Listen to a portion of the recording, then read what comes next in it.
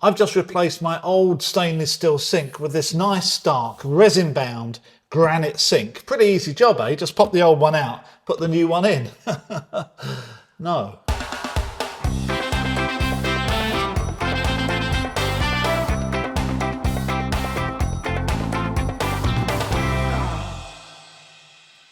This is our kitchen sink, which came with the house when we bought it, which I've never really liked because it stains a lot. It's almost impossible to keep clean.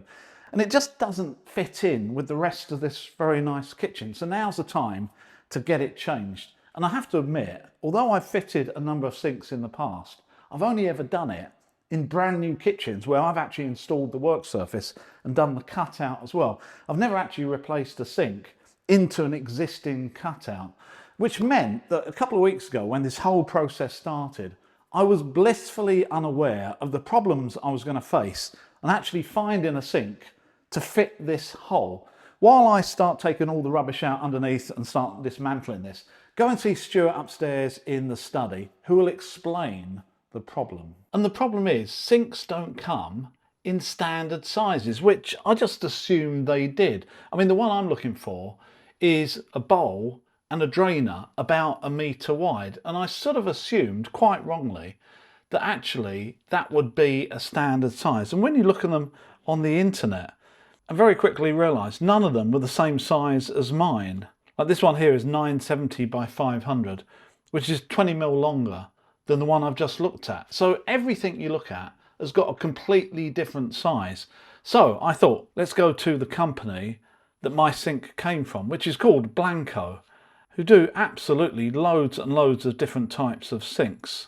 There I am expecting really just to pick the material and the colour, and now I'm just trying to find anything that's the same size. So would you believe, even the company that supplied my sink, I can't find a current sink that they sell exactly the same size as the one I've got. So a couple of weeks ago I was getting to the point where I was sort of losing the will to live, and I didn't think there was going to be any possibility of me changing this sink. The whole idea of colour and type had just gone out the window. I just was looking for anything at all until I walked into one of my favourite shops, and just by complete chance on the shelf they're selling the same type as my sink in the same colour, but granite, resin granite, which is exactly what I was looking for, but 10mm narrower than my existing sink. So that's what I bought, and hopefully that will fit. If it's too narrow, I might have to put a bit of a plant on one side. Hopefully it's not narrow enough to actually fall through the hole, but I might have to put a bit of a plant.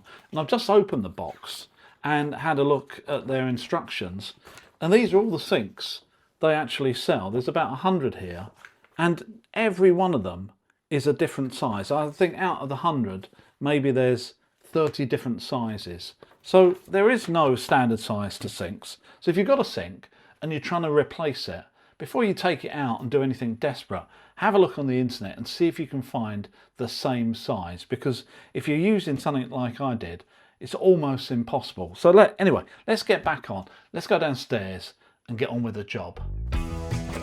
It's only when you have to do a job like this that you actually find out what's been hiding under your sink for the last few years. Having said that, it's a good excuse to give it a good clean. The first thing I do is to isolate the incoming hot and cold. If you're working in a very old property, you may not have these type of isolation valves, which I would highly recommend you install before you go any further.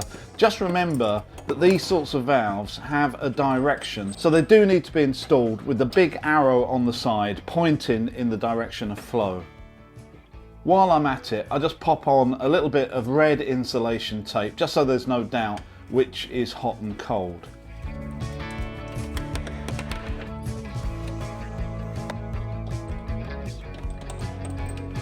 Next, I try to undo the fixings holding the sink in place, just to find out that all of them are just hanging loose.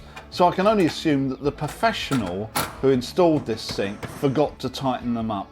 However, it's still firmly stuck in place onto the workshop with plenty of silicone. So I'm not going to be able to lift it up and out, so I need a little bit of help.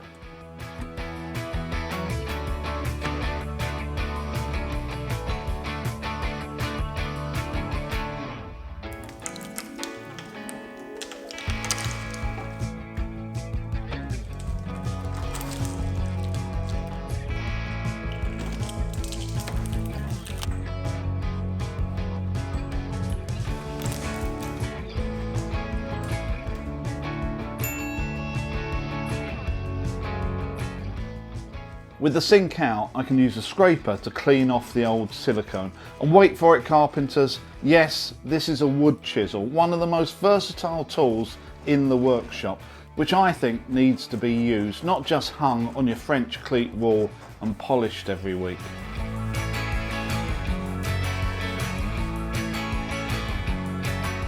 So after managing to finally pull the sink out, I've cleaned up all the old silicone all the way around the outside, removed as much as I can, and most of it came off pretty easily. And now I can actually see what I'm dealing with. I can confirm I've got good news and I've got bad news. Firstly, the good news, which is really good news, is I think my sink is actually going to fit. This dimension front to back for this hole is more than it should be, but I've still got about 5 to 8 mil overlap on either side, which means I won't see this edge, and I think I've just about got enough for it to hook onto.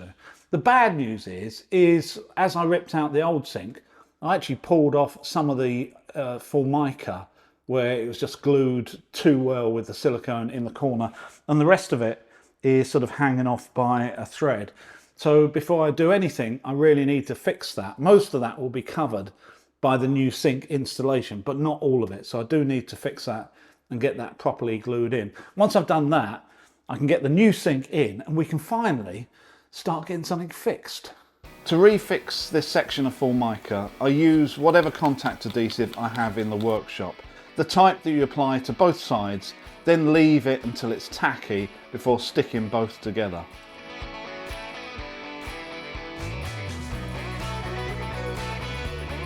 So while I wait, I take the opportunity to unbox the new sink to see if it really will fit the hole that I've got. This is a resin granite sink, or sometimes called granite composite, which essentially is bits of crushed granite mixed up with resin, which is supposed to be highly durable and resilient. But as I've never had one, I will no doubt find out.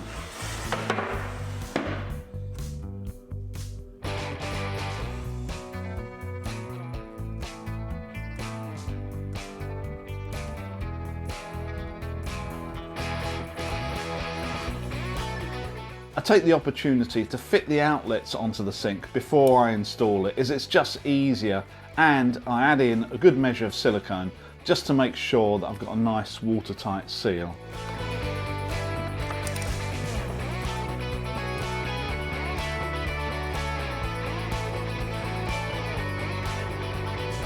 So we're definitely moving forward. The sink is in, albeit not plumbed and not fixed, but at least it fits. And now I have to do something that's concerned me ever since I pulled this sink out the box. And that is fix the tap. Now there's various different positions you can put the taps on this. You've got flexibility on where the taps go, whether it's one position or the other. And you can even fit them on the front here, but that's obviously when the whole thing is spun 180 and the draining board is on the other side. So these holes are pre-drilled like 80% of the way through. And the prescribed way of breaking out that last 20% is with a punch and a hammer. So you're supposed to punch it through, make a hole, and then make it bigger until you've got like a 35mm hole, and then use a rasp or a file just to clean it out. And then you can put your set of taps in. But I always get the feeling when I'm doing something like this, is that if I hit that, the whole thing's just going to crack. I suppose at least if this doesn't work, I can use a video to prove to the company that I did it the way they told me to.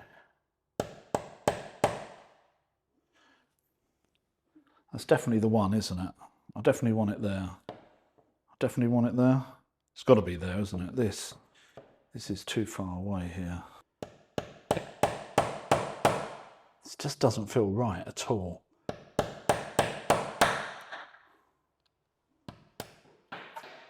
Ooh.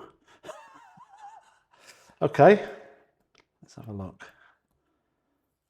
Whee! It's not a particularly nice hole, but it's a hole.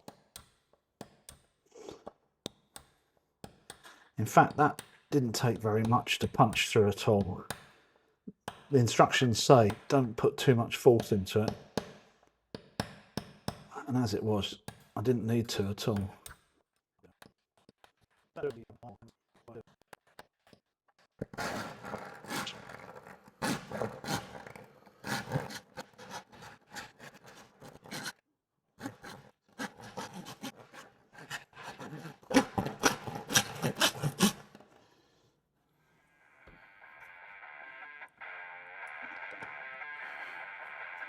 that look okay? Is that big enough? Should be, shouldn't it?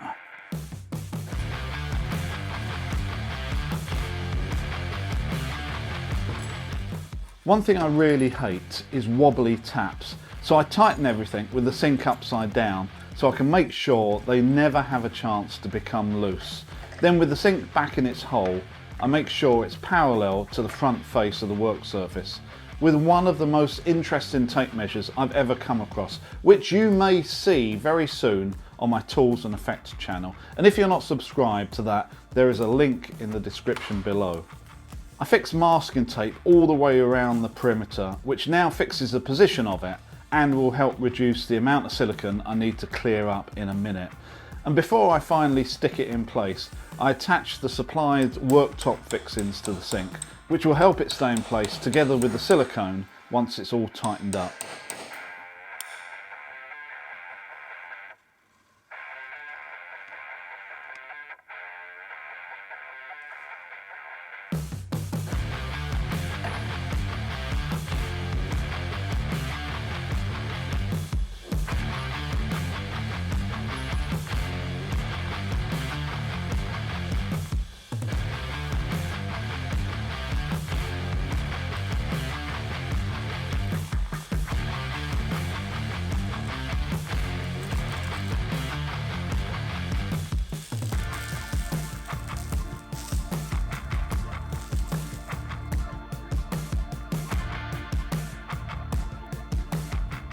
With the sink now in place permanently, I reconnect the hot and cold feeds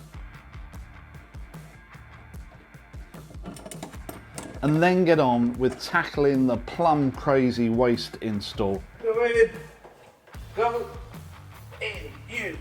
Which is always a pain, especially as you have to work literally in the cupboard under the sink. But finally, with everything in and tightened up, I remove the filter aerator thing from the tap and flush the system and check for leaks.